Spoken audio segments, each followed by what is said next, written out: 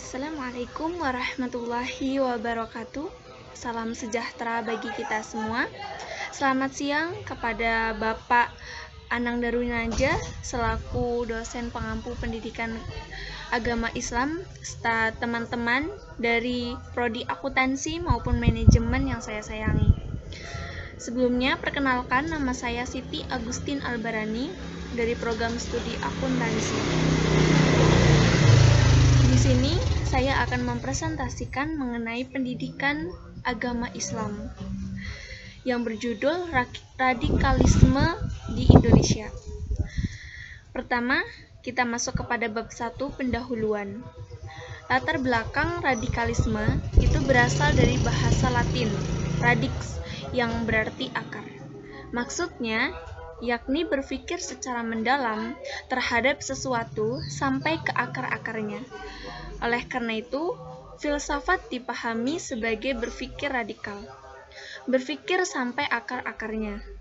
Pada akhir abad ke-18, kata radikal di Eropa digunakan di dunia politik yang dilabelkan pada mereka yang memperpegangi atau mendukung perubahan politik secara ekstrim dan menyeluruh. Radikalisme menginginkan adanya perubahan secara total terhadap suatu kondisi atau semua aspek kehidupan masyarakat. Tentu saja melakukan perubahan atau pembaruan merupakan hal yang wajar dilakukan, bahkan harus dilakukan demi menuju masa depan yang lebih baik. Seperti misal, pembaharuan dalam hal agama sesuai dengan judul, yaitu radikal, maka bisa diambil dari positifnya, yaitu kita sebagai umat beragama Islam itu melaksanakan perubahan dari segi pelaksanaan beribadah dalam agama Islam ini secara menyeluruh, mendalam, dan sungguh-sungguh, serta meminimalisir adanya budaya barat yang masuk, yang bisa mengakibatkan atau merusak dari jiwa yang ada dalam diri kita. Bisa juga diartikan pembaharuan yang radikal dari sifat pihak kiri, yakni agama keras atau kekerasan seperti ISIS, Islamic State in Iraq and Syria, yang berkeinginan secara mendalam untuk mengubah pola pikir suatu masyarakat bahkan negara seperti aktivitas yang biasa dilakukan ISIS, seperti suka ngebom, bunuh diri, merusak tempat peribadatan, dan lainnya. Rumusan masalah.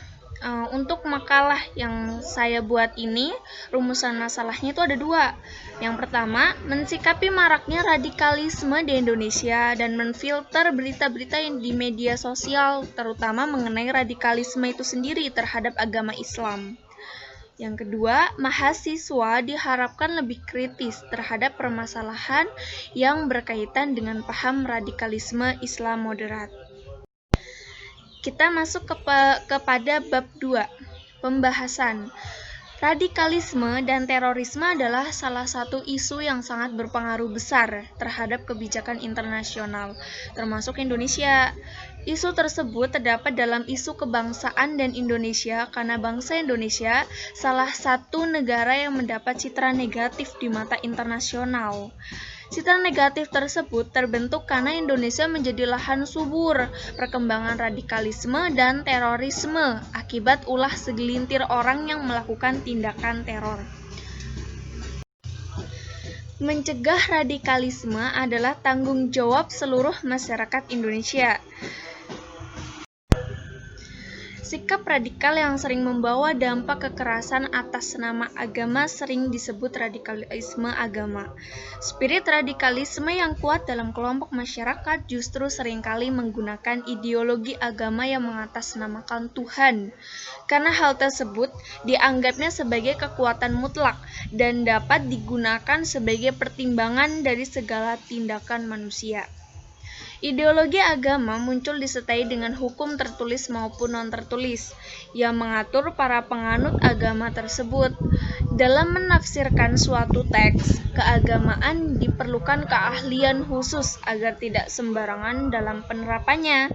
Munculnya fenomena radikalisme agama tidak terlepas dari problem psikologis dari para pelopornya, pengikutnya maupun masyarakat secara keseluruhan, di mana karakter yang dibawa oleh lingkungan baik itu dari pelopornya, dari pengikutnya dapat menimbulkan kebiasaan baru yang tidak disadari. Seperti paham radikalisme yang diterapkan dalam golongan tersebut akan meluas menjadi kebiasaan di setiap pelaksanaan baik bidang agama maupun politik. Sehingga terdapat suatu perbedaan di beberapa titik-titik bahasan sensitif yang semestinya dapat dijadikan keniscayaan dan pertimbangan dalam mengambil suatu keputusan hukum keagamaan. Namun, mirisnya adanya perbedaan tersebut justru banyak dijadikan bahan perpecahan.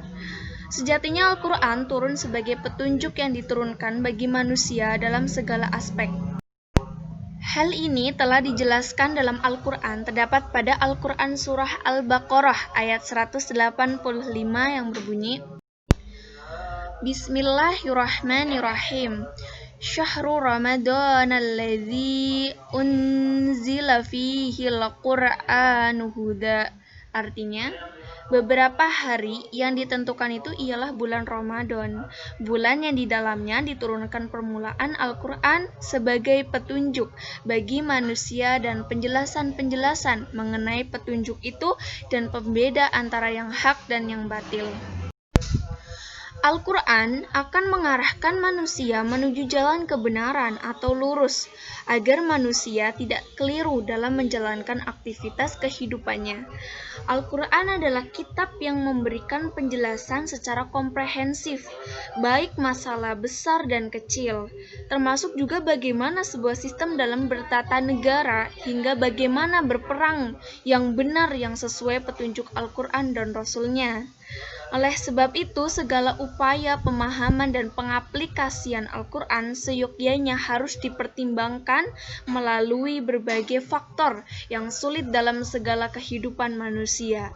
Al-Quran harus diracik dan ditafsirkan melalui penelusuran dengan melihat kondisinya, baik dari segi sosiologis, kultural, psikologis, etika, politik, dan sebagainya.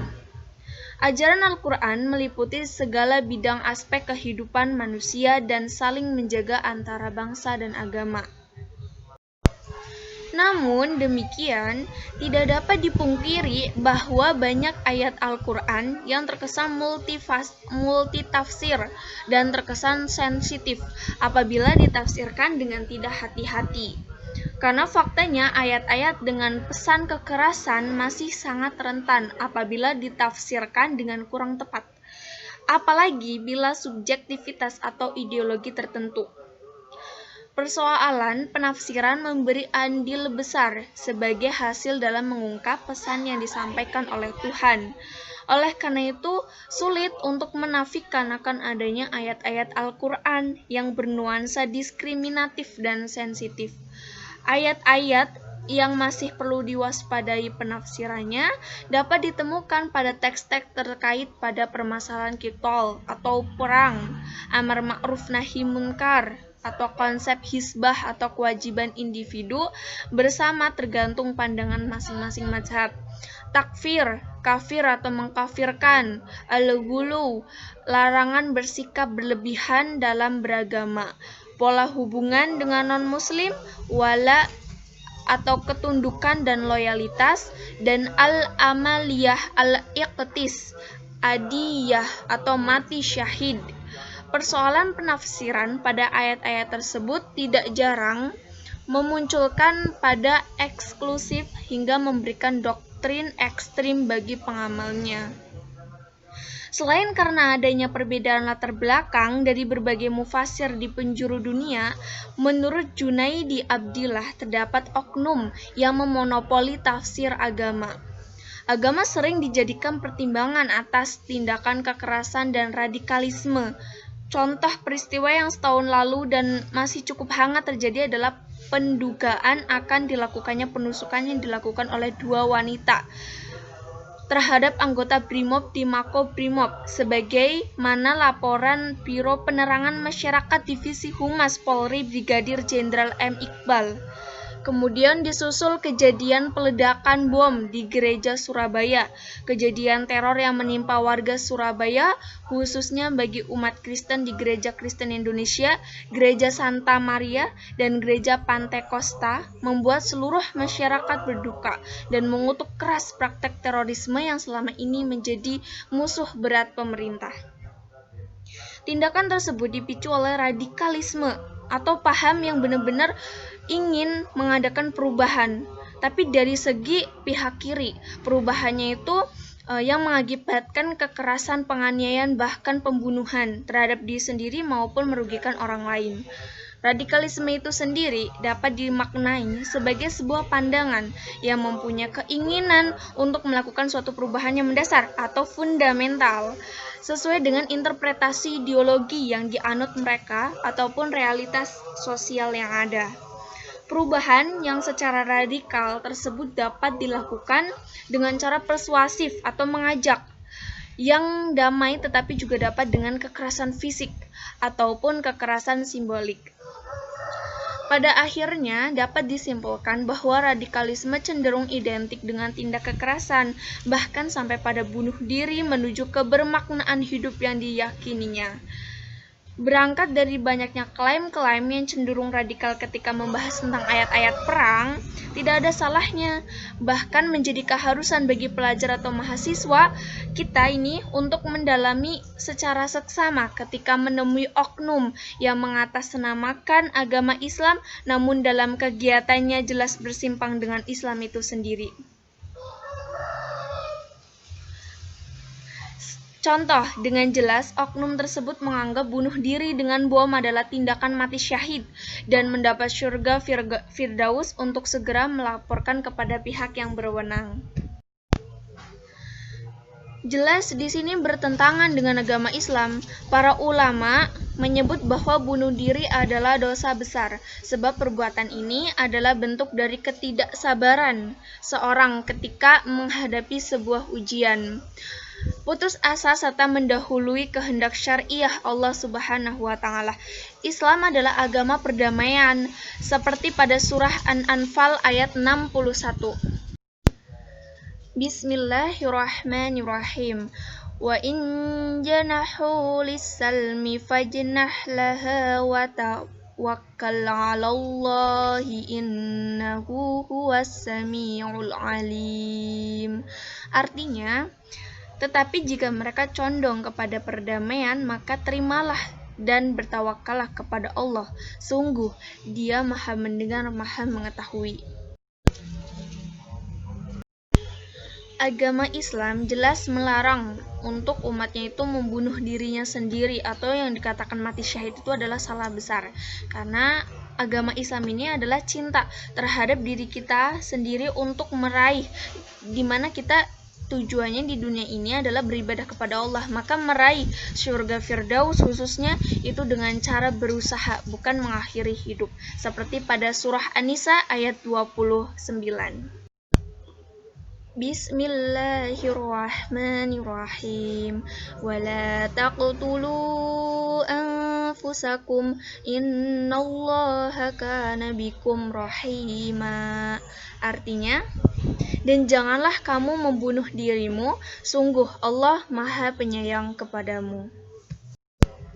Selanjutnya kita akan masuk kepada fenomena yang menjadi wacana publik atau berita yang biasanya itu dipermasalahkan oleh warganet ya. Fenomena ini terjadi pada berita salah satunya yaitu good looking I'm not radical.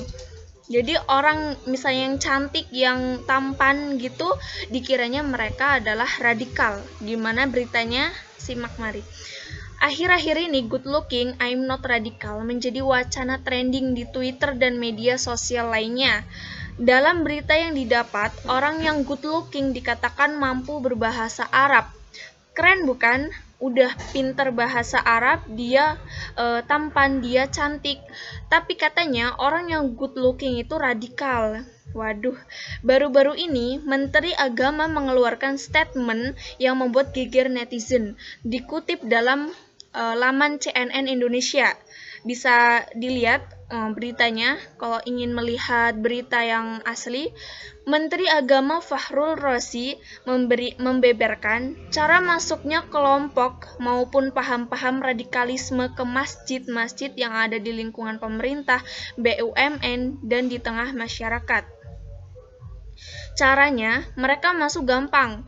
Pertama, dikirimkan seorang anak yang good looking, penguasaan bahasa Arabnya bagus, ditambah hafiz pula. Mereka mulai masuk. Tanggal 3 bulan September CNN Indonesia. Jadi tidak jarang dengan adanya berita tersebut banyak yang berasumsi good looking adalah orang yang berpaham radikal. Dalam berita yang diambil dari sumber merdeka.com, Fahrul Razi menjelaskan maksud ucapan mengenai anak good looking dijadikan sebagai penyebar paham radikal. Memang saya menyebut paham radikal itu biasanya masuk dengan memasukkan orang.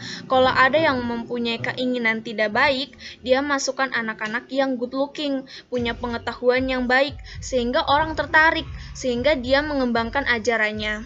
Ujar Menteri Agama ketika rapat dengan Komisi 8 DPR RI Selasa tanggal 8 September 2020. Tambahnya lagi, jadi kalau dibilang menak anti sama anak yang good looking, bukan itu. Kita butuh anak-anak yang pengetahuannya luas, hafal Al-Quran, kita butuh, tapi kita waspadai, kata dia. Banyak yang kontra dari pernyataan berita tersebut, yaitu seolah-olah orang yang menyampaikan Islam kafah harus diwaspadai. Lalu dikeluarkan statement untuk memfitnah dan merekayasa Islam, dalam hal ini warga net yang tidak kritis.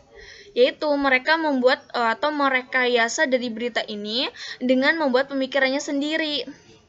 Itu orang-orang yang tidak memanfaatkan berita itu secara benar. Akhirnya generasi yang serius menyampaikan Islam disebut sebagai generasi radikal. Dari tadi banyak banget kata radikal. Sebenarnya apa sih makna kata radikal? Nah, ini sudah dijelasin panjang kali lebar ya dari latar belakang di atas. Kemudian kita harus selalu ingat firman Allah Subhanahu wa taala dalam surah At-Taubah ayat 32 yang artinya mereka berkehendak memadamkan cahaya agama Allah dengan mulut ucapan-ucapan mereka, dan Allah tidak menghendaki selain menyempurnakan cahayanya, walaupun orang-orang kafir tidak menyukai. Intinya, mau mereka muslim ataupun bukan, mereka itu tidak rela kalau Islam kembali berjaya. Itu bagi yang memanfaatkan adanya berita ini untuk konsumsi publik secara negatif ya. Kita masuk kepada pembahasan Islam moderat. Apa itu Islam moderat? Islam garis tengah. Bagi sebagian umat yang beragama Islam, ada istilah Islam garis tengah yang artinya Islam yang masih membolehkan adanya kemungkaran. Islam garis tengah atau Islam moderat sebenarnya sama saja dengan paham sekularisme yang memisahkan agama dari kehidupan. Iya, kita berada di negara demokrasi yang toleransi, tetapi beribadah sesuai tuntunan syariat itu kan kewajiban dari umat Islam itu sendiri. Dan yang seharusnya adalah menjalankan tuntunan secara mendalam dalam kehidupan ini. Apalagi kita sadar akan kembali pada Sang Pencipta Allah Subhanahu wa taala. Dan secara tidak langsung dan tanpa disadari, umat Islam itu sendiri yang sering melupakan amar ma'ruf nahi munkar. Memang kita manusia itu sering hilaf, apalagi bila penerapan Islam moderat ini menjadi kebiasaan di kehidupan kita sehari-hari. Bukan tidak mungkin, malahan sering kita akan berkata, tidak apa, melakukan dosa ini, lagi pun dosa itu tak terlihat. Sebenarnya dengan kasih sayang yang Allah Subhanahu wa taala berikan, dengan menutup aib kita, sebisa mungkin kita menjauhkan dan tidak berpikir untuk mendekati kemungkaran itu. Dengan tetap pada pedoman Al-Quran dan As-Sunnah, yaitu menjadi umat yang berislam dengan sungguh-sungguh. Radikalisme itu sebenarnya bila secara arti yaitu orang-orang yang melakukan paham tertentu dengan mendalam seperti yang sudah saya bahas sebelumnya. Kalau dilihat dari segi positifnya, seperti sebelumnya saya bahas tuh, kalau secara beragama Islam dengan cara yang radikal sesuai syariat dan ketentuan syara serta tidak asal menafsirkan ayat terutama tentang peperangan, maka bisa dikatakan dengan beragama secara mendalam, menjalankan ibadah secara sungguh-sungguh. Namun karena istilah radikalisme ini sering digunakan untuk hal yang berkaitan dengan kekerasan atau bertentangan dengan Islam yang cinta damai, maka radikal itu sendiri bertentangan dengan negara Indonesia. Sudah dijelaskan dalam Al-Quran Surah Ali Imran ayat 104 yang artinya, "Dan hendaklah ada di antara kamu segolongan umat yang menyeru kepada kebajikan, menyuruh pada yang ma'ruf dan mencegah dari yang mungkar. Merekalah orang-orang yang beruntung." Ali Imran ayat 104. Perbanyak ilmu pengetahuan supaya kita tidak mudah dimanipulasi atau terbawa arus opini-opini yang menyesatkan. Tingkatkan terus ilmu keislaman kita dengan memperbanyak membaca literasi dan mengikuti kajian. Sebab di zaman millennials ini, arus informasi bergerak sangat cepat. Harus cerdas dalam menyaring informasi yang masuk. Baik pula oknum yang tidak bertanggung jawab membuat grup di media sosial untuk menjaring pemuda-pemudi masyarakat umum supaya tergabung dalam oknum tersebut dan bisa menjalankan aksinya, itu kan sangat tidak baik. Karena itu kita selalu untuk berpikir kritis, memfilter dari media sosial. Memang penting kita mengikuti perkembangan dari negara kita, tetapi tetap pada porsinya, pada dengan cara yang baik. Indonesia ini merupakan negara dengan semboyan Bhinneka Tunggal Ika yang artinya berbeda-beda tetapi tetap satu jua. Ada bermacam agama di dalamnya, seperti agama Islam, Kristen Katolik, Konghucu, Hindu Buddha, ada banyak ras, suku, agama, bahasa, adat. Karena itu, tidak dibolehkan hukum paham radikalisme digunakan untuk membantai yang bukan Islam atau menghasut jiwa pemuda Islam itu sendiri untuk melakukan pembunuhan atau bunuh diri. Jelas, paham tersebut bertentangan dengan negara demokrasi. Selain itu, dari paham radikalisme tersebut berprinsip Islam satu-satunya agama yang benar. Islam bukan agama yang harus dibantai dengan semboyan berbeda-beda tetapi tetap satu jua. Inilah ciri Indonesia. Toleransi sangat penting di negara Indonesia, sebagaimana merupakan negara demokrasi yang mempunyai hak bebas dengan pilihan masing-masing. Dalam ayat Al-Quran juga begitu, tidak ada paksaan untuk memeluk agama Islam, namun berupa ajakan atau seruan dengan kasih sayang. Seperti dalam surah Al-Baqarah ayat 256 yang artinya, "Tidak ada paksaan untuk memasuki agama Islam, sesungguhnya telah jelas jalan yang benar daripada jalan yang sesat. Karena itu, barang siapa yang ingkar kepada tauhid dan beriman kepada Allah, maka sesungguhnya ia telah berpegang pada buhul tali yang amat kuat yang tidak akan putus, dan Allah Maha mendengar lagi Maha mengetahui." Sebagaimana bentuk cinta Indonesia, kita memang harus tahu perkembangan negara kita. Seperti yang sudah saya bilang sebelumnya, salah satunya adalah dengan membaca berita. Dengan catatan di sini, pahami maksud berita tersebut dengan baik. Tidak untuk berita tersebut dijadikan konsumsi publik yang negatif, tapi pahami apa maksudnya. Misal seperti berita Menteri Agama Bapak Fahru Razi, tidak jarang salah pengertian dari pengertian sebenarnya berita itu sendiri. Nah, sekarang kita masuk kepada bab 3, yaitu penutup. Kesimpulan yang dapat diambil dari latar belakang sampai pembahasan selesai itu, radikalisme itu berasal dari bahasa Latin radix yang berarti akar. Maksudnya yakni berpikir secara mendalam terhadap sesuatu sampai akar-akarnya. Nah, merupakan istilah yang digunakan pada akhir abad ke-18 untuk mendukung gerakan radikal. Radikalisme merupakan suatu paham yang menghendaki adanya perubahan, pergantian, dan penjebolan terhadap suatu sistem di masyarakat sampai ke akarnya. Radikalisme dari pandangan positif yaitu pelaksanaan syariat Islam yang mendalam sampai akarnya, seperti melaksanakan perintah beribadah dengan benar, berpuasa, dan lainnya. Sedangkan dari posisi negatif, radikalisme merupakan paham di mana tidak ada belas kasih atau keras di setiap langkahnya.